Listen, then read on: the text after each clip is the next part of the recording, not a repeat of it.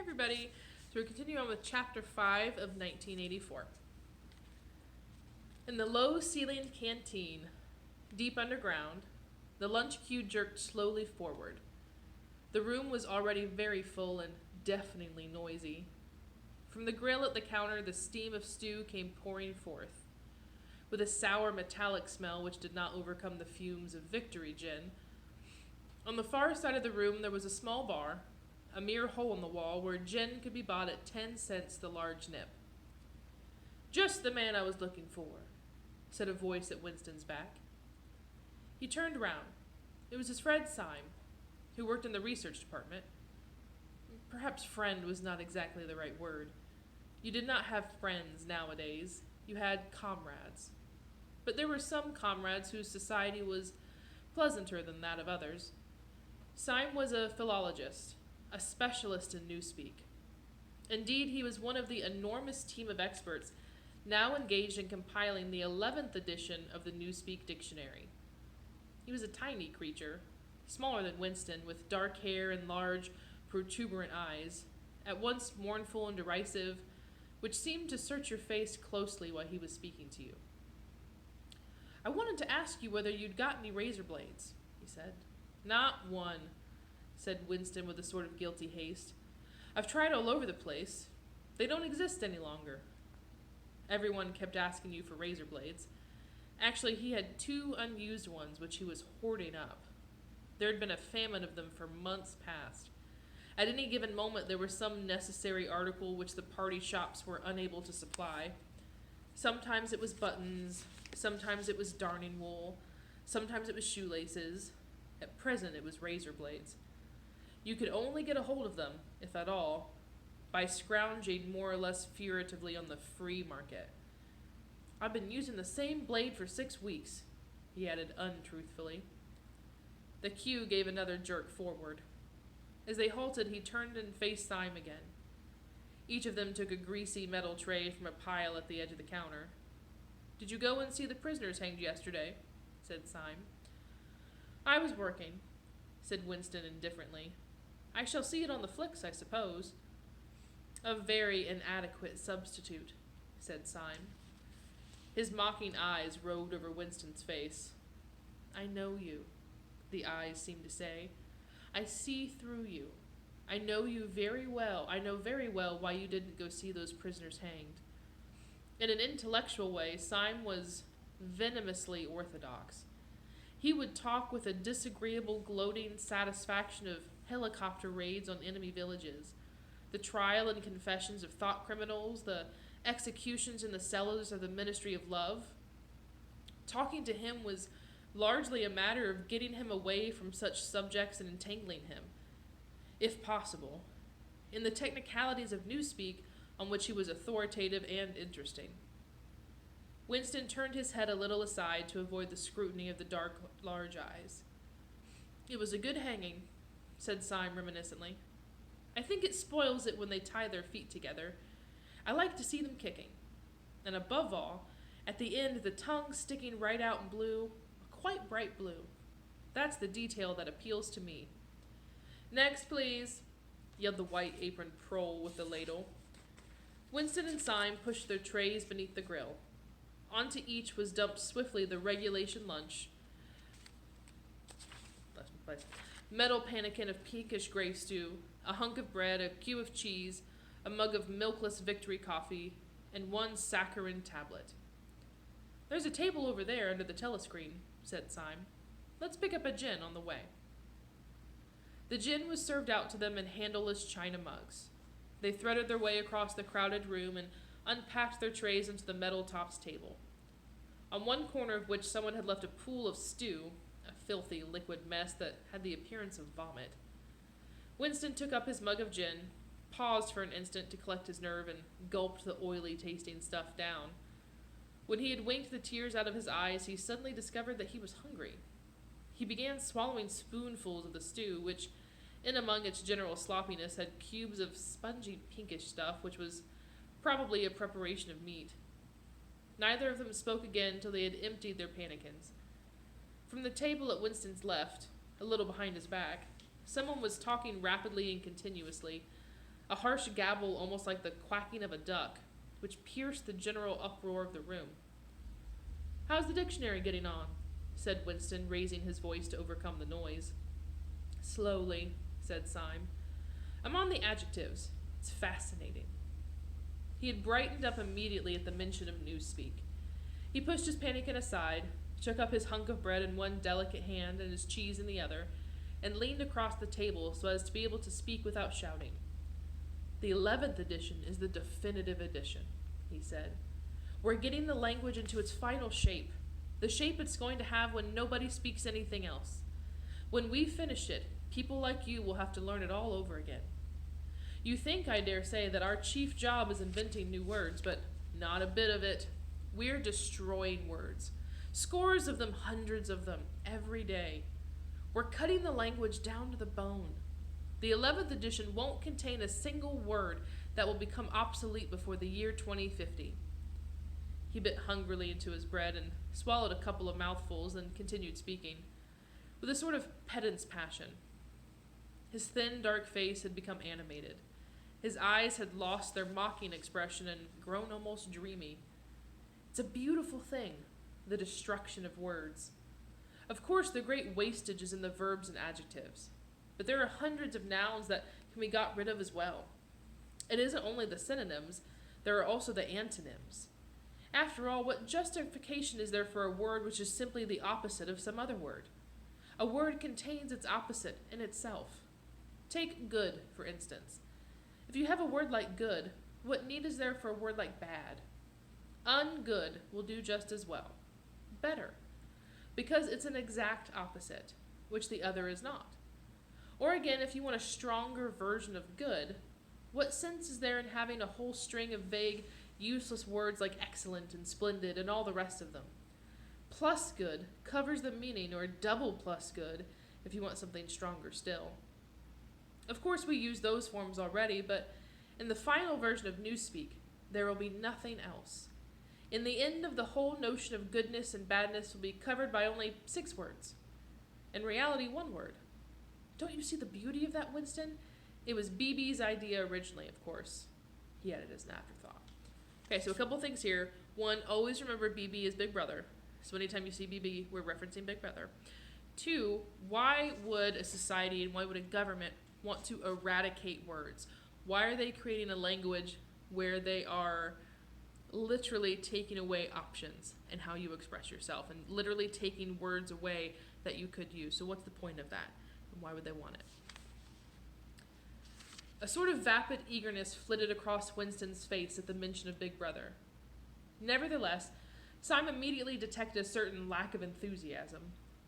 "You haven't a real appreciation of Newspeak, Winston," he said almost sadly.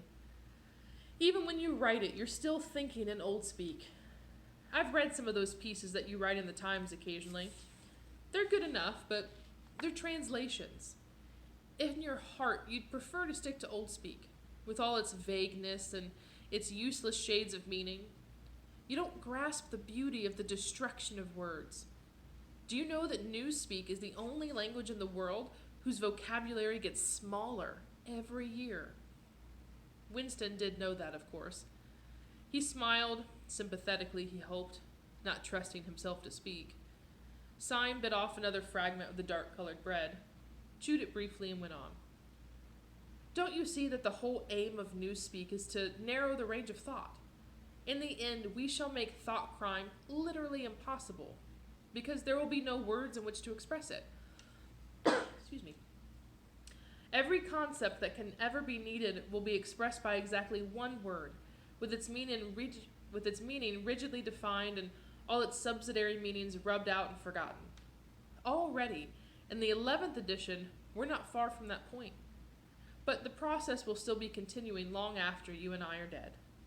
Every year, fewer and fewer words, and the range of consciousness always a little smaller.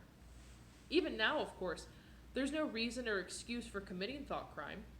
It's merely a question of self-discipline, reality control. But in the end, there won't be any need even for that. The revolution will be complete when the language is perfect. Newspeak is Ingsoc, and Ingsoc is Newspeak." he added with a sort of mystical satisfaction.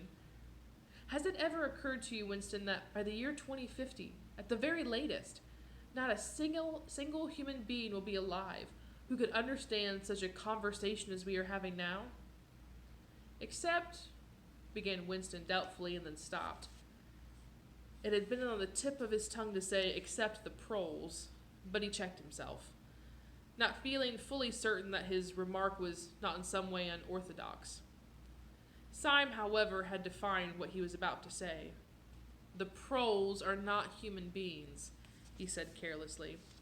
By 2050, earlier probably, all real knowledge of Old Speak will have disappeared.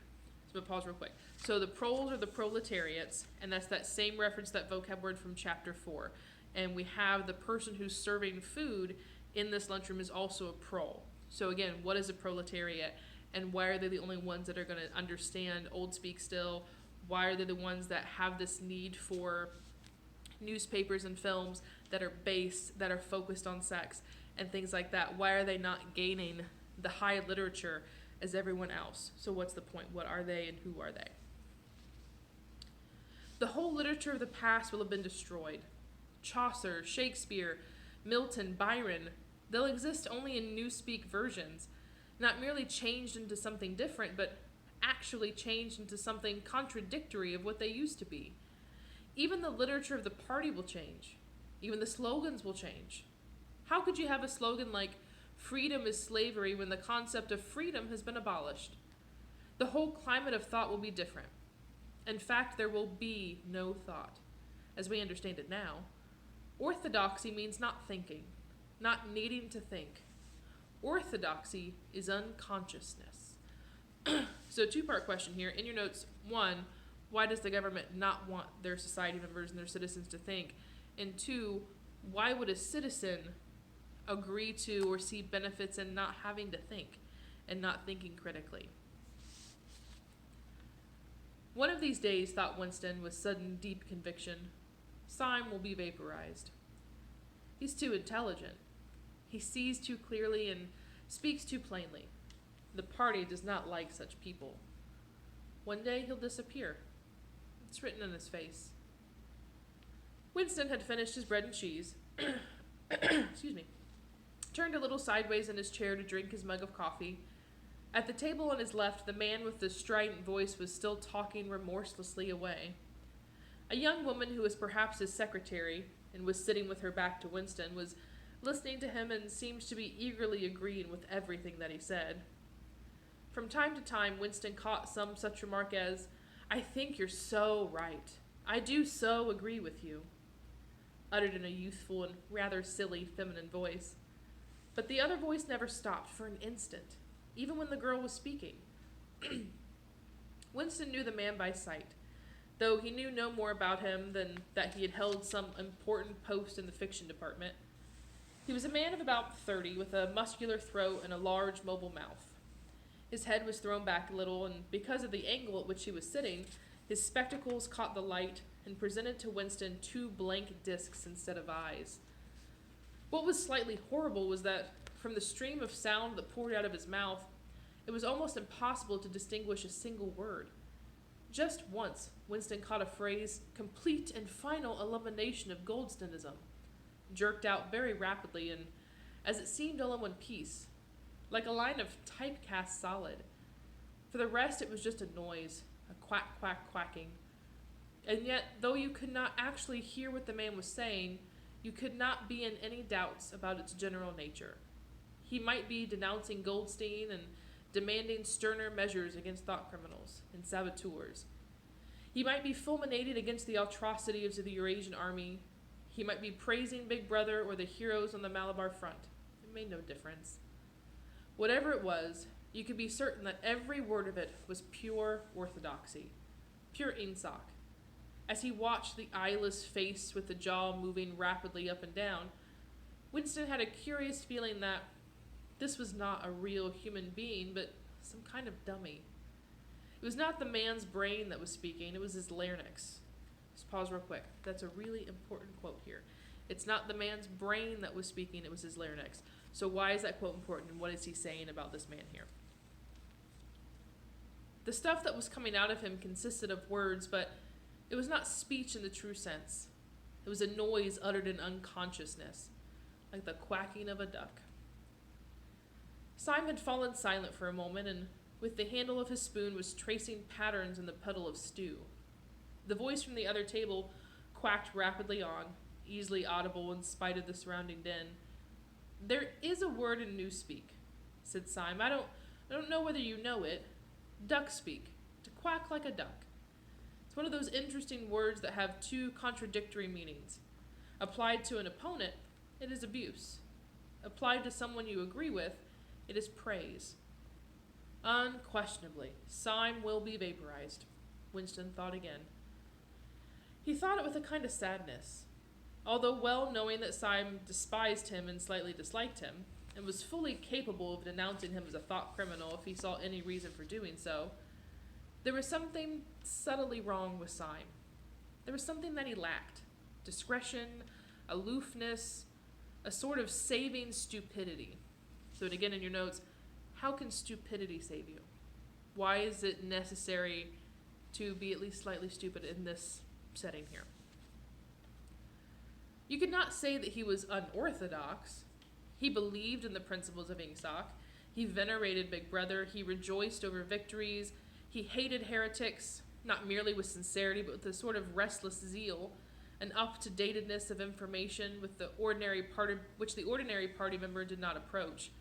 Yet a faint air of disreputability always clung to him. He said things that would have been better unsaid. He'd read too many books. He frequented the Chestnut Tree Cafe, haunt of painters and musicians. There was no law, not even an unwritten law, against frequenting the Chestnut Tree Cafe, yet the place was somehow ill-omened. The old discredited leaders of the party had been used to gather there before they were finally purged. Goldstein himself, it was said, had sometimes been seen there years and decades ago. Syme's fate was not difficult to foresee, and yet it was a fact that if Syme grasped, even for 3 seconds, the nature of his, Winston's, secret opinions, he would betray him instantly to the thought police. So would anybody else. For that matter, but Syme more than most. Zeal was not enough.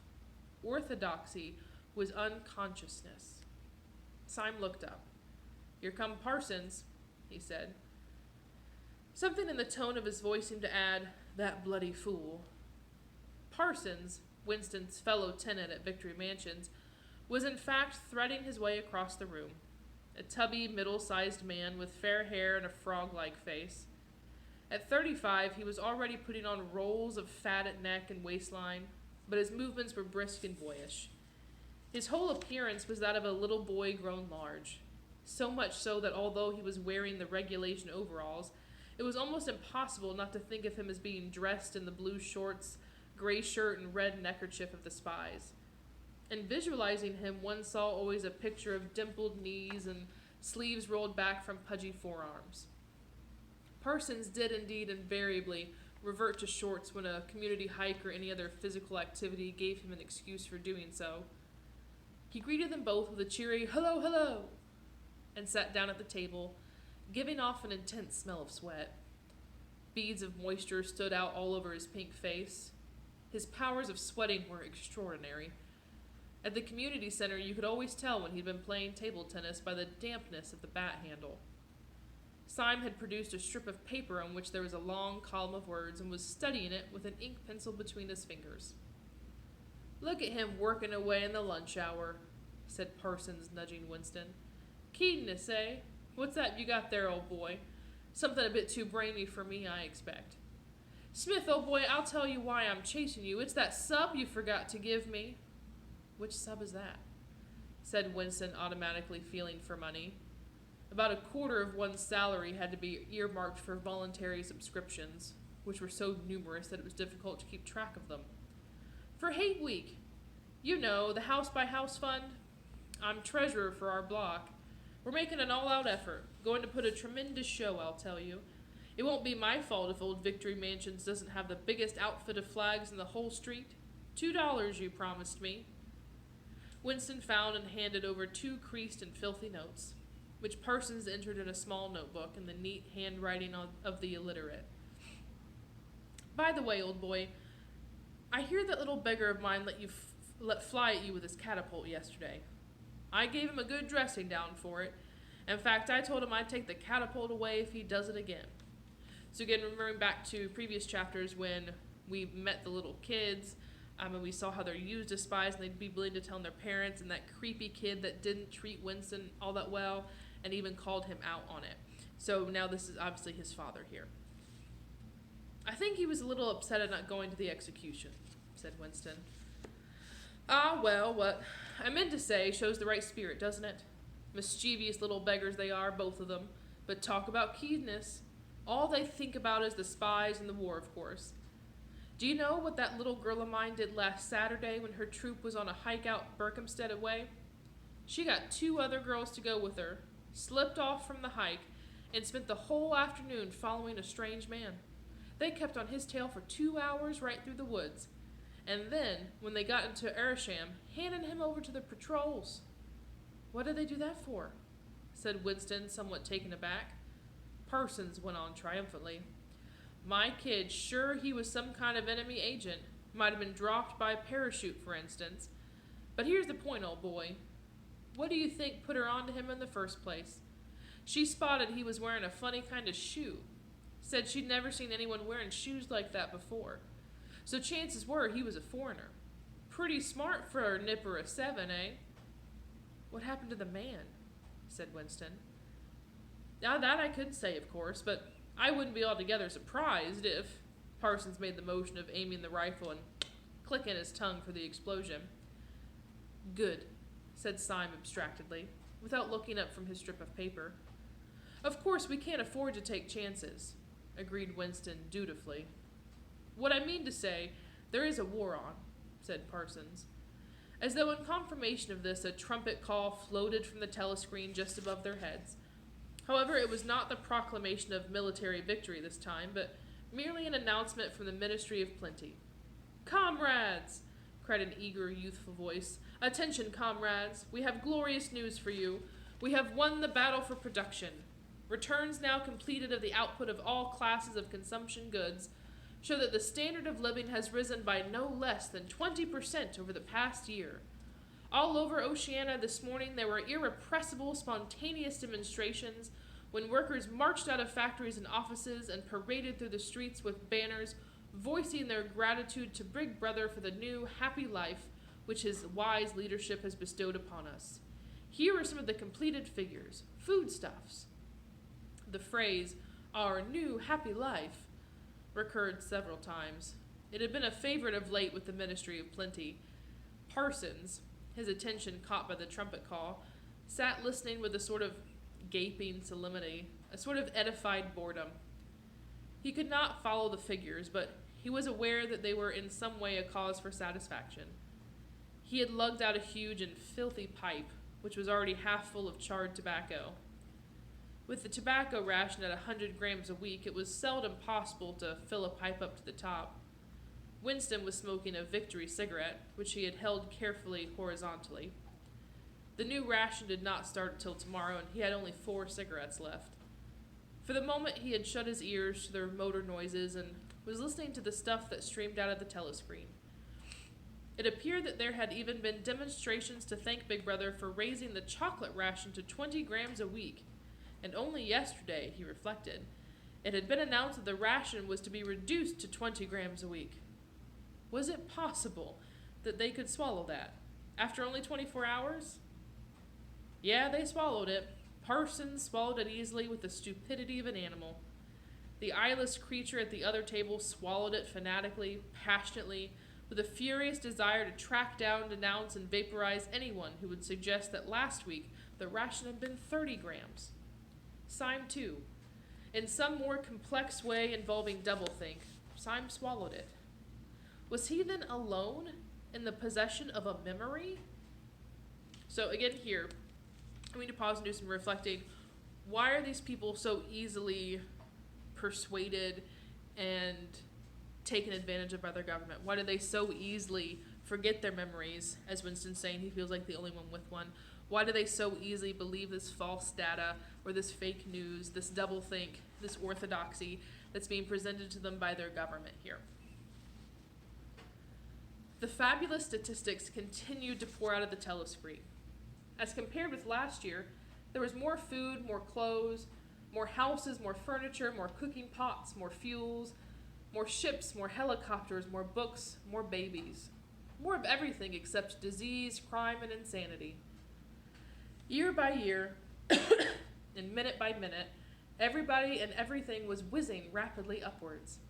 As Syme had done earlier, Winston had taken up his spoon and was dabbling in the pale-colored gravy that dribbled across the table, drawing a long streak of it out into a pattern.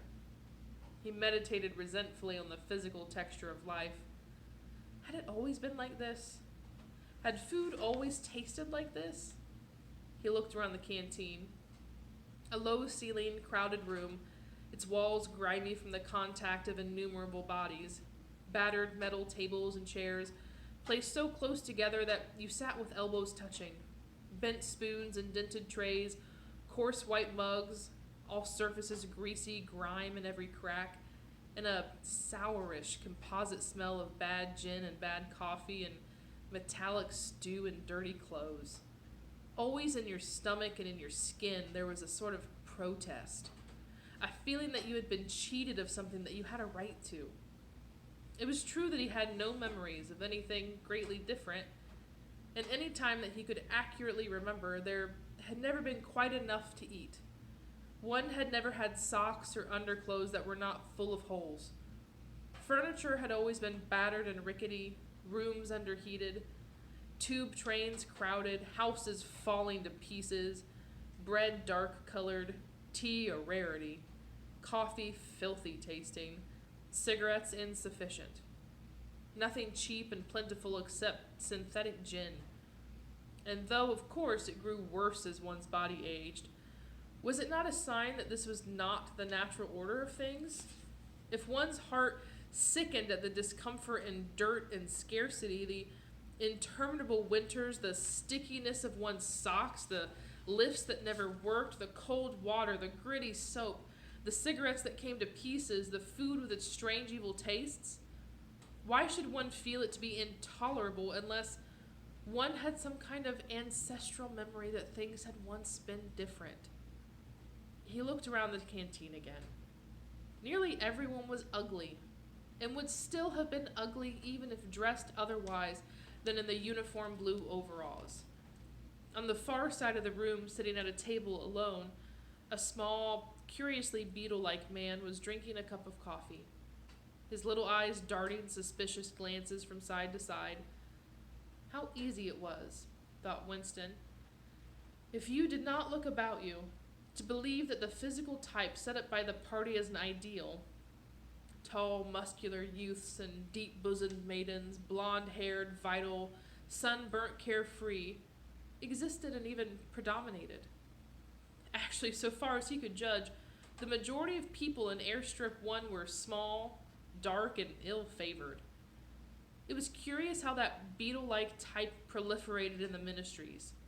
Little dumpy men, growing stout very early in life, with short legs, swift scuttling movements, and fat inscrutable faces with very small eyes. It was the type that seemed to flourish best under the dominion of the party. The announcement from the Ministry of Plenty ended on another trumpet call and gave way to tinny music. Parsons, stirred to vague enthusiasm by the bombardment of figures, took his pipe out of his mouth. "The Ministry of Plenty has certainly done a good job this year," he said with a knowing shake of his head. "By the way, Smith, old boy, I suppose you haven't got any razor blades you can let me have." "Not one," said Winston. "I've been using the same blade for 6 weeks myself." "Ah, well, just thought I'd ask you, old boy." "Sorry," said Winston. The quacking voice from the next table, temporarily silenced during the ministry's announcement, had started up again, as loud as ever. For some reason, Winston suddenly found himself thinking of Mrs. Parsons, with her wispy hair and the dust in the creases of her face. Within 2 years, those children would be denouncing her to the thought police. Mrs. Parsons would be vaporized. Syme would be vaporized. Winston would be vaporized. O'Brien would be vaporized. Parsons, on the other hand, would never be vaporized. The eyeless creature with the quacking voice would never be vaporized. The little beetle-like men who scuttled so nimbly through the labyrinthine corridors of ministries, they too would never be vaporized. And the girl with dark hair, the girl from the fiction department, she would never be vaporized either. It seemed to him that he knew instinctively who would survive and who would perish, though just what it was that made for survival, it wasn't easy to say. So I want you in your notes, make that comparison. What is different about the people who are going to be vaporized and the people who aren't, or who he thinks will be vaporized and not vaporized? What about the unvaporized people makes it easy for them to survive within this government and society? And what about the other people will make it to where that they will struggle and ultimately be vaporized within there? At this moment, he was dragged out of his reverie with a violent jerk. The girl at the next table had turned partly round and was looking at him. It was the girl with the dark hair. She was looking at him in a sidelong way, but with curious intensity. The instant that she caught his eye, she looked away again. The sweat started out on Winston's backbone. A horrible pang of terror went through him. It was gone almost at once, but it left a sort of nagging uneasiness behind. Why was she watching him? Why did she keep following him about? Unfortunately, he could not remember whether she had already been at the table when he arrived or had come there afterwards. But yesterday, at any rate, during the 2 minutes' hate, she had immediately sat behind him when there was no apparent need to do so. Quite likely, her real object had been to listen to him and make sure whether he was shouting loudly enough. His earlier thought returned to him. Probably she was not actually a member of the thought police, but then it was precisely the amateur spy who was the greatest danger of all. He did not know how long she'd been looking at him, but perhaps for as much as 5 minutes, and it was possible that his features had not been perfectly under control. It was terribly dangerous to let your thoughts wander when you were in any public place or within range of a telescreen. The smallest thing could give you away. A nervous tick, an unconscious look of anxiety, a habit of muttering to yourself, anything that carried with it the suggestion of abnormality, of having something to hide. In any case, to wear an improper expression on your face, to look incredulous when a victory was unannounced, for example, was itself a punishable offense. There was even a word for it in Newspeak. Face crime, it was called. The girl had turned her back on him again. Perhaps, after all, she was not really following him about. Perhaps it was coincidence that she had sat so close to him 2 days running. His cigarette had gone out, and he laid it carefully on the edge of the table. He would finish smoking it after work, if he could keep the tobacco in it. Quite likely the person at the next table was a spy of the thought police, and quite likely he would be in the cellars of the Ministry of Love within 3 days. But a cigarette end must not be wasted. Syme had folded up his strip of paper and shoved it away in his pocket. Parsons had begun talking again. "Did I ever tell you, old boy," he said, chuckling round the stem of his pipe, "about the time when those two nippers of mine set fire to the old market woman's skirt because they saw her wrapping up sausages in a poster of BB? Sneaking up behind her and set fire to it with a box of matches. Burned her quite badly, I believe. Little beggars, eh? But keen as mustard. That's a first-rate training they give them the spies nowadays. Better than in my day, even. What do you think's the latest thing they've served them out with? Ear trumpets for listening through keyholes? My little girl brought one home the other night. Tried it out on our sitting-room door and reckoned she could hear twice as much with her ear to the hole. Of course, it's only a toy, mind you. Still gives them the right idea, eh?" At this moment, the telescreen let out a piercing whistle.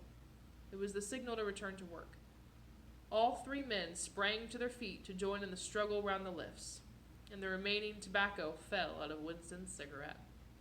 Okay, so again, like in previously, write out about 3 to 4 main ideas from this chapter. What are those main plot points? And make sure you're writing your summary of chapter 5. And then make sure you're looking over any journal entry questions that would go along with this chapter as well. Okay? And get ready for the next video for chapter 6.